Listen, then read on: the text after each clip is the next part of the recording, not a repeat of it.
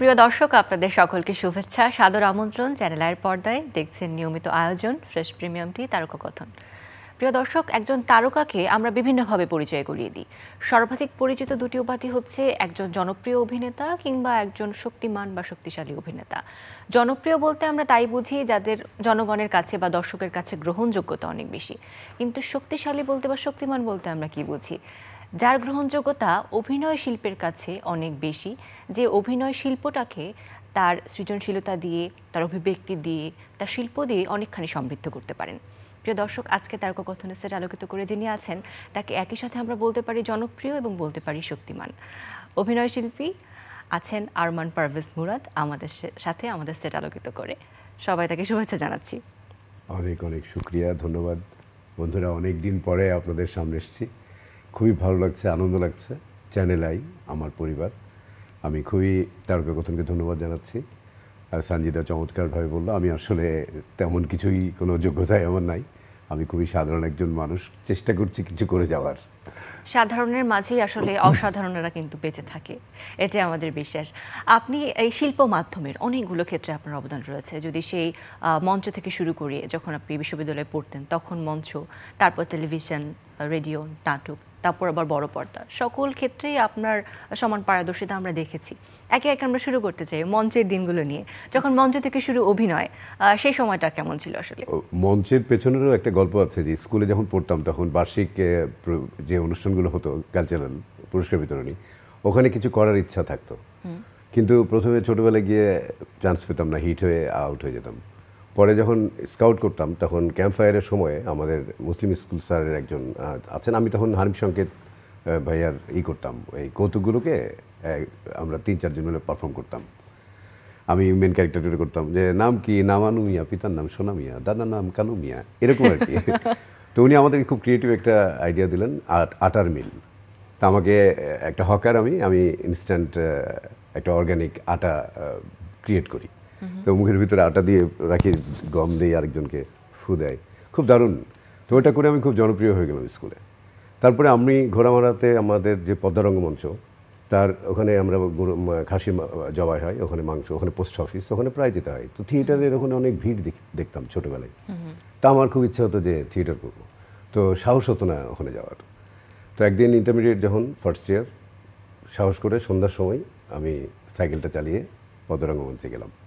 তো মামুন ভাই, উনি সেক্রেটারি, তখন ইলেকট্রিসিটি কেটে দিয়েছে, মানে থিয়েটারের যে দুর্দশা এখন পর্যন্ত বহমান, সেটা আমি প্রথম দেখলাম, যে উনি একটা মোমবাতি জ্বালিয়ে, তো অভিনয় করতে চাই, ভালো, আসো। তো এইভাবে জার্নিটা শুরু হলো। কিন্তু কবিতা, আমি তখন ডিগ্রি কলেজে পড়ি, একটা ঘোষণা আসলো যে রাজশাহী আবৃত্তি পরিষদ নামে একটা সংগঠন খোলা হচ্ছে, সেটা পদ্মা রঙ্গমঞ্চে। তা আমি দেখলাম যে আরে, আমার বাড়ির পাশে, আমি যেখানে থিয়েটার করি সেখানেই। তা আমি প্রথম দিন থেকেই সেই দলে উপস্থিত ছিলাম, এবং আমার ভয়েস এবং সবাই খুব এইভাবে কবিতা এবং নাটক, মঞ্চ নাটক, এই মা বাবা, এই রেল লাইনের মতো 9-10 বছর একবারে বুধ হয়ে, এর সাথে খেলাধুলা ছিল, পড়াশোনাও ছিল, বায়োকেমিস্ট্রি থেকে পড়াশোনা করতে হয়েছে আমার। খেলাধুলার প্রসঙ্গ বলছিলেন, সেখান থেকে মনে হলো যে আপনি ভীষণ শক্তিমান একজন খেলোয়াড়ও কিন্তু বটে। শক্তিমান না, মানে খেলাধুলা আসলে কি, যে আডিডাস, আমার ভাইয়া প্লেয়ার ছিলেন, তো উনি আমাদেরকে অনেক, মানে আমরা খুব ইন্সপিরেশন পেতাম তাকে দিয়ে। তো উনি যে আডিডাস, আমি ছোটোবেলা থেকে দেখছি, তা আডিডাসের এভ্রিভিশন উনি আমাকে একদিন বললেন যে all day I dream about sports. তা আমি যদি সারাদিন একটা স্পোর্টই মনোভাব রাখি, তাহলে কিন্তু আমি একজন ভালো মানুষ যে হবার যে পরীক্ষা পৃথিবীতে, আশরাফুল মখলুকাত, সেটা কিন্তু দেখেন যে all day I dream about sports. তো এই স্পোর্টসটা আমাদের ফ্যামিলিগত ব্যাপার। আমার ভাইয়া খুব ভালো ফুটবলার ছিলেন, পারভেজ 10 নম্বর জার্সি পরে খেলতেন। আমার ছোটো ভাই ক্রিকেটার, ও হচ্ছে কলাবাগান টিমের কোচ ছিল, highest wicket taker, 5 times national league umpire. So আমরা একটি স্পোর্ট ফ্যামিলির মানুষ। আমার মা খুব এগুলোর দিকে আমাদেরকে একেবারে দারুণ। তো যাই হোক, অনেক খেলেছি বাস্কেটবল, ক্রিকেট। তো আজকে আমাদের ক্রিকেট খেলা, সেলিব্রিটি ক্রিকেট টুর্নামেন্ট হচ্ছে, এবং আমরা ফাইনালে উঠেছি, আনবিটেন ফাইনালে। আমাদের টিম খুবই স্ট্রং, স্পার্টানস, স্বপ্নধারা স্পার্টানস। আজকে বিকেল 5টায় বসুন্ধরা ক্রিকেট গ্রাউন্ডে খেলাটা হবে, এবং টি স্পোর্টস এটাকে লাইভ করবে। তো আমরা খুব কালকে প্র্যাকটিস করতে গিয়ে আবার একটা আঙুলে ব্যথাও পেয়েছি। তো সব মিলিয়ে আজকে ফাইনাল খেলবো, তো এই যে স্পোর্টসটা আমাকে সত্যি সত্যি একজন ভালো মানুষ হয়ে ওঠার জন্য অনেক সহযোগিতা করছে। যে ক্রিকেট খেলা হবে, তো আমরা পাড়াতে 10 টাকা করে চাঁদাতুরে একটা ক্রিকেট টিম করলাম, একটা টুর্নামেন্ট হবে 1987 সাল T20। তারপরে আমরা ওই ম্যাচে ভালো খেলতে থাকলাম।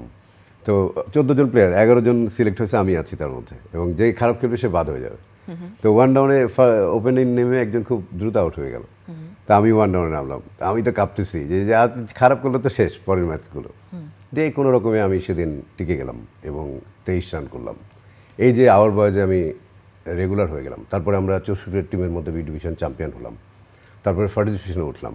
ওঠার পরে আমার এক বন্ধু ছিল, আমার সাথে পার্টনার, আমরা দুজন মিলে টিমটাকে লিড করতাম। সে ম্যাট্রিকে ফেল করলো, দিয়ে ওর পড়াশোনার চাপেও আর ইনভলভ হতে পারলো না। তখন পুরো লিগটা আমি একা, আমি ক্যাপ্টেন এবং আমি প্লেয়ার সিলেক্ট করেছি। তখন আমাদের ভিডিও ক্যামেরা ছিল, আমার ভাইয়ার একটা ভিডিও ক্লাব ছিল। তো আমি একটা বিয়ে ভিডিও করে ওটা এডিটিং নিজেই করে 2500 টাকা পেলাম। ওই টাকা দিয়ে সবার জন্য স্নিকার কিনলাম। তো এরকম ক্রিকেটে স্কুলে যাচ্ছি, কিন্তু প্যান্ট পরছি যেটা, তার ভেতরে সাদা ট্রাউজার। তো স্কুলে না গিয়ে মাঠে চলে গেছি, গিয়ে ওটা খুলে খেলে আবার চলে আসছি। এবং সবচেয়ে আশ্চর্যজনক ঘটনা যে সরকারি স্কুলের শিডিউল সরকারি উচ্চ বিদ্যালয়ের টেস্ট পরীক্ষা আটকাই দিয়েছিলাম আমাদের ফাইনাল খেলতে হবে বলে। আচ্ছা, তো সাইকেলের উপর দাঁড়িয়ে বললাম যে তোমরা কি খেলা চাও নাকি পরীক্ষা চাও? খেলা তো, পরীক্ষা তো 2 দিন পরও দেওয়া যাবে, কিন্তু খেলা তো আর আসবে না, ফাইনাল বলে কথা। তো ছেলেরা বললো ফাইনাল হবে। তারপরে আমরা খেলি আর মাঠে সিঁড়ির দিকে তাকিয়ে থাকি, দেখি হ্যাঁ আমার বন্ধুরা সাদা সাদা শার্ট খাকি প্যান্ট পরে সব মাঠে আসছে, বলে সিঙ্গারা খাওয়া ওদেরকে। তো এরকমভাবে খেলা পাগল আসলে আপনি। হ্যাঁ, তারপরে 3-4 দিন পরে হেড স্যার আমাদেরকে অনেক কান্নাকাটি করে হলে নিয়ে গেছে। তো এরকম খেলা নিয়ে আসলে খেলা একটা জীবনকে অনেক সুন্দর করে। সো খেলার কথা শুনলাম, আমরা মঞ্চের কথা শুনেছি, আমরা এখন টেলিভিশনের পর্দায় যদি ফিরি। আমি আসলে মঞ্চ থেকে আমার আসলে, আমরা তো আসলে কোনো ড্রিম দেখে মঞ্চ করতাম না। আমরা একটা ভালো সময় কাটাচ্ছি, একটা সুন্দর আড্ডা মেজাজে থাকি। হ্যাঁ, এই জন্য থিয়েটার, এবং অনেক গল্প পড়তে পারি, অনেক চরিত্র দেখতে পাই, তো এগুলোও মজা লাগতো। তো থিয়েটারে কিন্তু আমরা নিজেরা সেট করেছি, লাইট বেঁধেছি, টিকিট বেচেছি। হ্যাঁ, সারা রাত ধরে শাস্তি নাটকের সেট বানিয়েছি, তুলসীতলা মাটি দিয়ে লেপে টেপে ওখানেই ঘুমিয়ে থেকেছি। তো থিয়েটার এবং কবিতার দল, এই দুটো আসলে আমাকে খুবই সমৃদ্ধ করেছে আমি বলবো। আমি যদি এতটুকু হয়ে থাকি তাহলে আমার পরিবারের পরেই এই কবিতা, স্কুল, কবিতা, এগুলো আমাকে সাহায্য করছে। তারপর যখন আপনি টেলিভিশনের জগতে তারপরে ধরেন যে ওইখান থেকে আবার থিয়েটার থেকে রেডিওতে আমি সুযোগ পেয়ে গেলাম, যেহেতু কবিতা পড়ি। রেডিওতে গান গাওয়া বাদ দিয়ে রাঁচি বেতার আমি সবই করেছি, এবং রাঁচি বেতার অ্যানাউন্সার্স ক্লাবের আমি সেক্রেটারি ছিলাম, এবং অনুষ্ঠান ঘোষণা থেকে শুরু করে নতুন নতুন প্রোগ্রাম। তো রেডিওর সাথে আমার একটা আলাদা রকমের সম্পর্ক হয়ে গেল। আমি নিজে স্কুলে মানে একটা টপ 10 নামে প্রোগ্রাম করতাম, আরডি খুব আমাকে হেল্প করতেন, ইন্সপায়ার করতেন। তো টপ 10 তো আমি নিজেই কিন্তু এডিট করতাম গানগুলো সিলেক্ট করে। হ্যাঁ, তো খুবই মজার সময় কেটেছে। রাঁচি বেতারের প্রতি আমি খুবই কৃতজ্ঞ। ওকে, সো এটা তো একটা জগৎ বা একটা সাইড অভিনয় আপনার জীবনের ছিল। এছাড়াও কর্পোরেট ক্ষেত্রেও কিন্তু আপনার যে অবদান রয়েছে, বা একটা অ্যাডভার্টাইজিং এজেন্সিতে আপনি কাজ করছেন। আসলে ঢাকা শহরে এসেছিলাম বাঁচতে হবে বলে, এবং আমি তখন জানি যে অভিনয় করে বাঁচা যাবে না। থিয়েটার একটা শখের জায়গা, থিয়েটারে সবসময় টাকা খরচ হয়। প্রতিদিন ভাইয়া মায়ের কাছে টাকা নিয়ে থিয়েটারে যেতে হয়েছে। তো আমার প্রথম থেকেই টার্গেট ছিল যে একটা কিছু চাকরি বাকরি করতেই হবে। তো হয়তো আমার ভাগ্যে লেখা ছিল, আমি বাই দ্য বাই অ্যাডভার্টাইজিংয়ে চলে গেলাম ইউনিট্রেন লিমিটেডে। আমি খুবই কৃতজ্ঞ ইউনিট্রেন লিমিটেডের কাছে। 6 বছর আমি সেখানে কপিরাইটার এবং প্রোডাকশন নিয়ে কাজ করেছি। আমার হাতে লঞ্চ করেছে প্যারাশুট, তারপর নিডোর মেন কপি আমি লিখছি আল্লাহর রহমতে। ও পারবে আগামীকে জয় করতে, ওর আছে নিডো। তারপরে ঝিলিক, এই যে বার্জারের ঝিলিক, তখন এর নাম ছিল হলো প্যারট, চলতো না, তো একটা নাম দেওয়া হবে। তো এই নাম দেওয়ার জন্য আমি পুরনো পল্টনে যারা রং মিস্ত্রি তাদের সাথে 15-16টা নাম নিয়ে গিয়ে একটা পালস বলে, ইনসাইট, কনজিউমার ইনসাইট, যে ওদের কোনটা পছন্দ। তো ওরা ভোট দিয়েছিল নকশিতে। তো লদি ভাই, আজকে লদি ভাইকে স্মরণ করছি। লদি ভাই এখানে আমার ছবি নামে একটা দীর্ঘ প্রোগ্রাম করতেন। লদি ভাই আমার বস, আমাকে বললো মুরাদ, নকশি তো বড় লোকদের নাম। বললো তো 2 নম্বরে ছিল ঝিলিক। তো ঝিলিক হচ্ছে ফার্স্ট ক্লাস। এই তো লদি ভাই ঝিলিককে যে সাপোর্ট করলো, এবং ঝিলিক কিন্তু লঞ্চ করার পরেই নাম্বার 1 ওই ক্যাটাগরিতে বার্জারের, এবং ঝিলিক ছড়াই পূর্ণিমা, হামিদ কাসের অপু ভাই লিখলেন এবং সেই অ্যাডভার্টাইজমেন্ট আমরা দেখলাম টেলিভিশনে। বিশাখাপত্তনের শুটিং করলাম পূর্ণিমা এবং রিয়াজকে নিয়ে গিয়ে। তো এই দারুণ অ্যাডভার্টাইজিং আমাকে গড়ে দিয়েছে। মানে মুনির আহমেদ খান আমার সিইও, আমার গুরু, আমাকে কপি লিখতে শিখিয়েছে এবং আমি 6 বছর অ্যাডভার্টাইজিংয়ে কাজ করেছি। আমি খুবই আনন্দিত। টেলিভিশনের দুর্দান্ত যে অ্যাডভার্টাইজিংগুলো দেখি এবং যেগুলো আমাদের নস্টালজিক করে তোলে, তার পেছনে যে একজন অভিনয়শিল্পী এইভাবে করে অবদান রেখেছেন তা কিন্তু পর্দার আড়ালেই অনেকটা থেকে যায়। অভিনয়টাই আমরা সামনে দেখি। যেমন আমার ভয়েসটা, আমি তো অ্যাডভার্টাইজিংয়ে প্রথমে ভয়েস দিয়ে শুরু করি। ফুয়াদ নাসির বাবু এবং রিপন খান, এই দুজন, সাবের আহমেদ এবং এন্ডু কিশোর দা আমাকে অনেক হেল্প করেছিলেন। হ্যাঁ, তো ওইখানে কেয়া সুপার বিউটি সোপ, এটা একটা, আর পেপসোডেন্ট জামি চেক মাত্র 5 টাকা। এ ছিল আমার প্রথম ট্রায়াল। এটার পরে যে শুরু হলো এবং রিপন খান আমি রিপন খানের কাছে আমার জীবনের জন্য খুবই কৃতজ্ঞ যে আমি রিপন খানের ঋণ শোধ করতে পারবো না। উনি স্টুডিওতে আমি সারাদিন থাকতাম তার সাথে, ভাবি রান্না করে পাঠাতো, টেবিল সুন্দর মাছ তরকারি এটা সেটা আমরা খেতাম, আর উনি আমাকে দিয়ে স্কুলে প্র্যাকটিস করাতেন। যেগুলো উনি মিউজিক করতেন ওগুলো রাফ ভয়েসগুলো আমি দিতাম। এবং ইউনিট্রেন্ডের চাকরির ব্যাপারে রিপন খান তো আমার সাথে দীর্ঘদিন আড্ডা মারছে, তো আমাদের একটা আলাদা রকম কেমিস্ট্রি হয়েছে। এবং ইউনিট্রেন্ডের চাকরির ব্যাপারটাও খুব দারুণ। মানে আমাকে সেদিন খালেদ খান স্যার ছিলেন না ঢাকার বাইরে, তো সেদিন ওই হারপিকের একটা ভয়েসের জন্য ইউনিট্রেন্ডের খুব দরকার ছিল ভয়েস।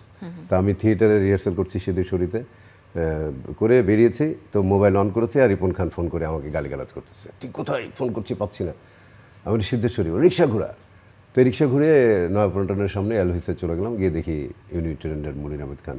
তা হারপিকের ভয়েস 10 সেকেন্ডে অনেক শব্দ, কিন্তু স্পুলে রেকর্ডিং হয়। এখন যেমন এক টেকে দিতে হবে, এখন যেমন কেটে কেটে নেওয়া যায়, তা আমার হচ্ছে না।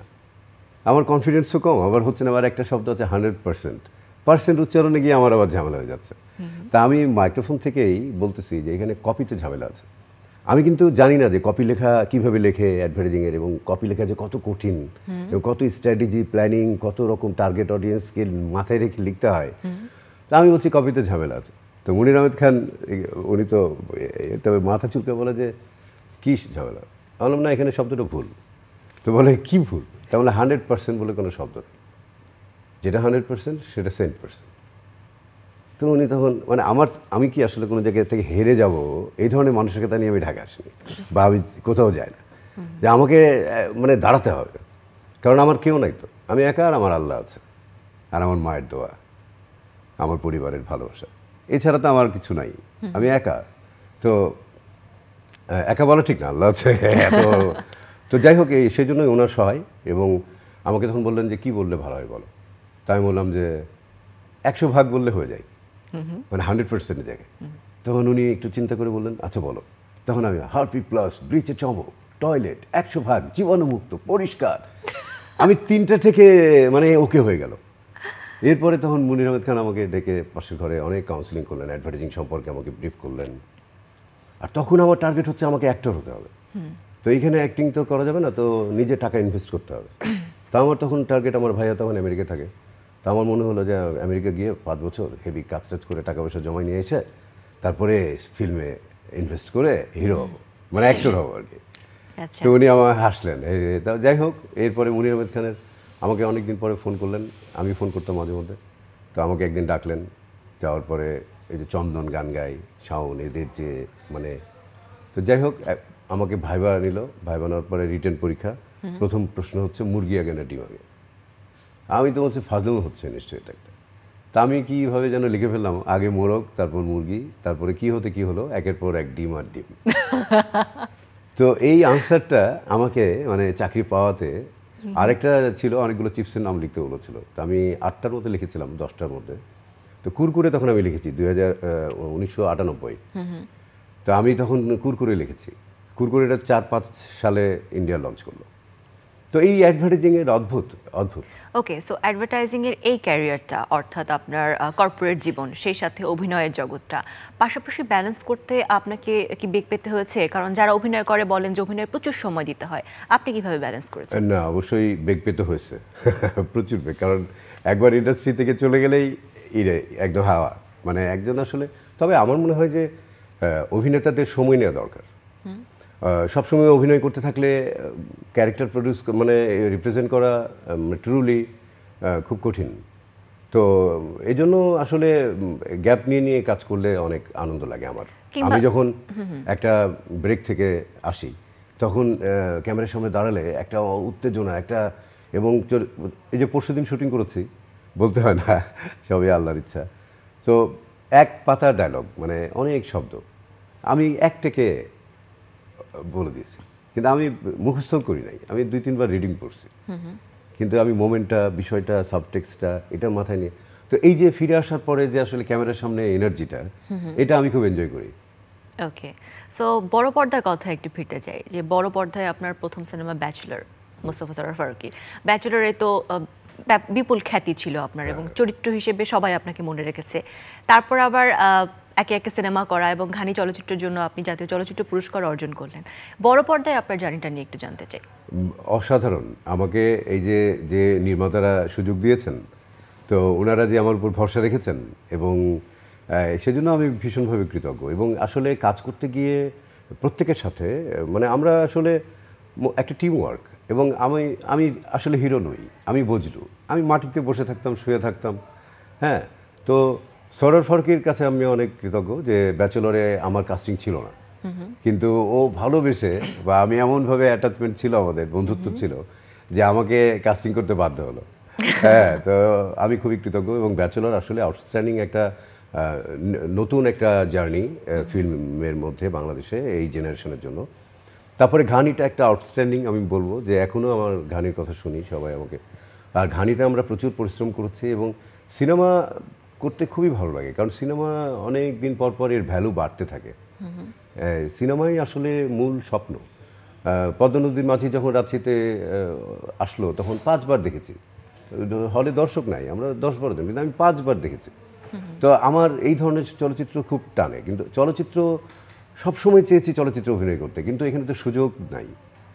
এই সুযোগের অভাবে আসলে চলচ্চিত্রে নিয়মিত অভিনয় করা হয়নি বা হয় না।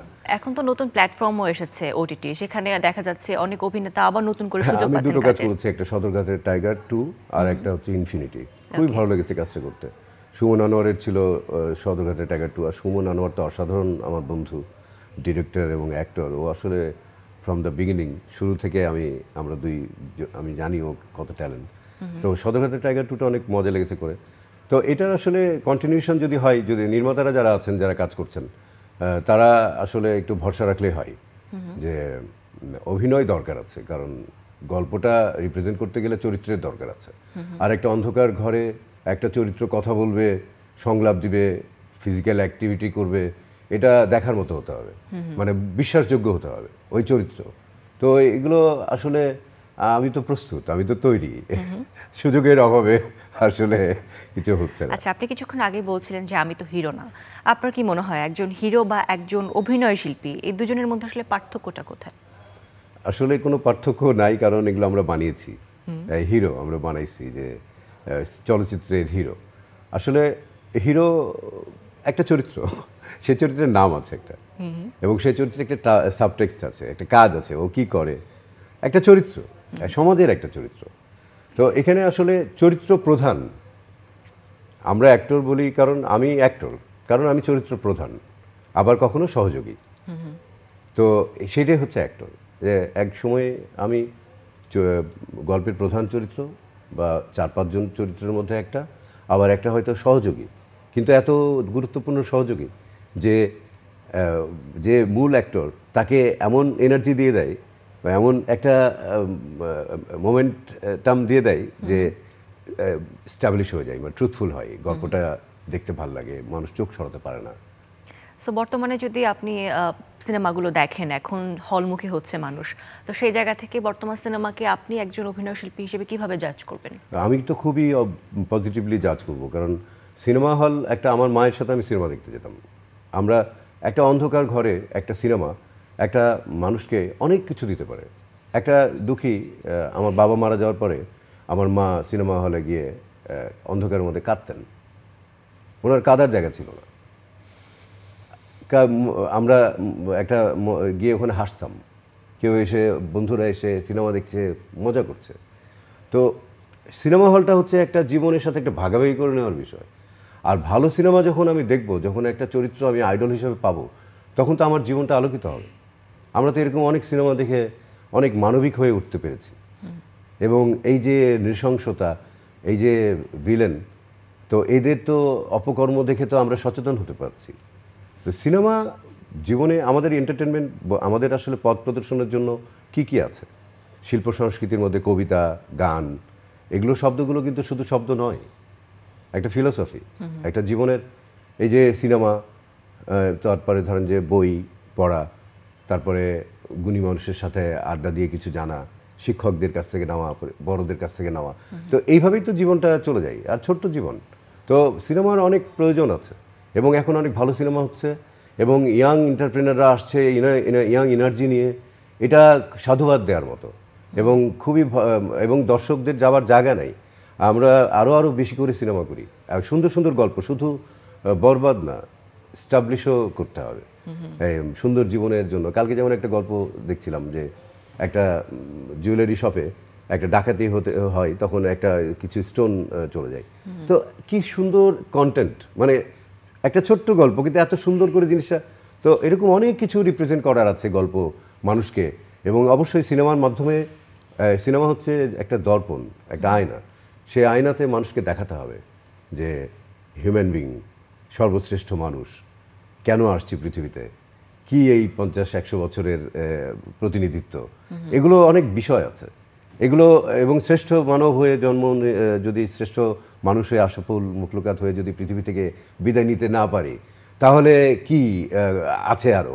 কারণ আত্মা তো নাকি বিলীন হয় না, মানে আত্মার তো মৃত্যু নাই, আত্মা তো, এই অনেক কিছু ব্যাপার আছে। তো একটা বোধকে জাগ্রত করবার জন্য এই শিল্প সংস্কৃতি, সিনেমা, কবিতা, নাটক, এগুলো প্রধানতম হওয়া উচিত। কিন্তু আমরা দুর্ভাগ্য যে আমাদের দেশ এমন একটা দেশ যেটা আসলে মির্জাফর তো যাচ্ছে না, এই জেনারেশন বাই জেনারেশন মির্জাফরই করে যাচ্ছে এবং যারাই আসছে তারাই লুটপাট করে বিদেশে পাঠাচ্ছে, কিন্তু ভাবছে না জীবন কত দিনের। বলে আমার ছেলের জন্য আমি করে দিয়ে যাচ্ছি, তার ছেলের ভাগ্য তো আল্লাহ লিখে রেখেছে, তাহলে তো আপনি মানুষ নন, আপনি কোনো ধর্মেই বিশ্বাস করেন। একেবারে অনেক ধন্যবাদ আপনাকে আমাদের আজ অংশ নেওয়ার জন্য। আগামীতে আবারও দেখা হবে সেই প্রত্যাশায়। ভালো থাকবেন। অনেক কথা বললাম, অনেক বকবক করলাম, শেষে বলতে চাই যে কে আছো জোয়ান, হও আগুয়ান, হাকিচে ভবিষ্যৎ, সবাই আসেন, দেশকে ভালোবাসি। প্রিয় দর্শক, এই ছিল আজকের আয়োজন। আশা করি ভালো লেগেছে। আগামীতে আবারও দেখা হবে সেই প্রত্যাশায় বিদায় নিচ্ছি।